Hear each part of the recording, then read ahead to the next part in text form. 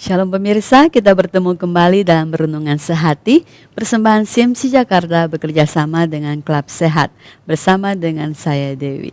Pemirsa, hari ini kita akan berbicara tentang meniti usia lanjut. Pertama kali Hulda Crookes mendaki Gunung Whitney yang tingginya 14.495 kaki di tahun 1962 ketika dia berusia 66 tahun. Dan dia terus mendakinya hampir setiap tahun sampai ia berusia 91 tahun. Luar biasa bukan? Juga ketika ia berusia 91 tahun, ia berhasil mendaki Gunung Fuji di Jepang yang tingginya 12.388 kaki pada tahun 1987. Dan ia merupakan wanita yang paling tua yang pernah menaklukkan gunung tersebut. 6 minggu kemudian, kembali dia mendaki Gunung Whitney. Luar biasa sekali.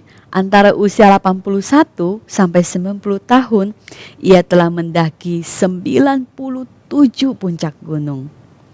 Ketika seseorang memberi tantangan kepadanya untuk mendaki tangga sampai ke puncak Capitol Dome di Washington DC, dengan catatan mendaki tangga itu kadang lebih sulit daripada mendaki gunung loh.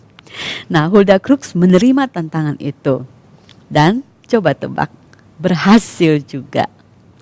Ketika dia berusia 94 tahun, dokternya mengatakan bahwa ia mempunyai kekuatan jantung dan paru-paru seperti pada anak muda yang berusia 18 tahun.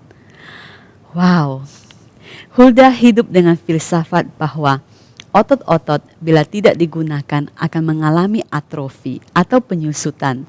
Tulang-tulang bila tidak diberi tekanan akan kehilangan mineral dan menjadi lemah.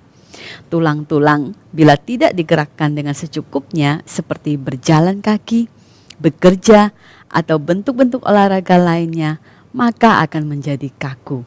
Pada dasarnya kita harus pandai-pandai merawat tubuh kita. Hulda telah membuktikan bahwa perubahan gaya hidup dapat dilakukan pada usia mana saja.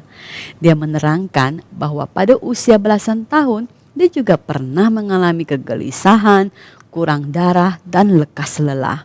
Bahkan pada usia 31 tahun, dia mengalami kegemukan dan badan terasa kurang sehat.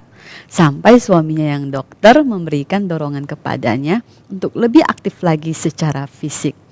Akhirnya dia mengikuti nasihat suaminya dan hal itu mengubah total kehidupannya.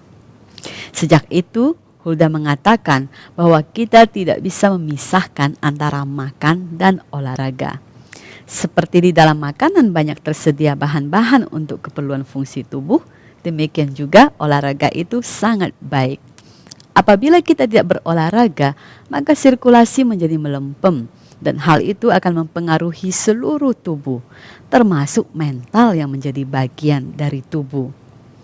Saudara, kehidupan Hulda merupakan suatu inspirasi kepada kita semua bahwa tidak terbatas usia untuk bangkit dan bergerak. Marilah kita renungkan dan pikirkan perubahan gaya hidup apa yang perlu kita lakukan agar kita dapat berlari dan tidak menjadi lesu atau berjalan dan tidak menjadi lelah. Mari kita baca dari firman Tuhan di dalam Yesaya 40 ayat 30 sampai 31.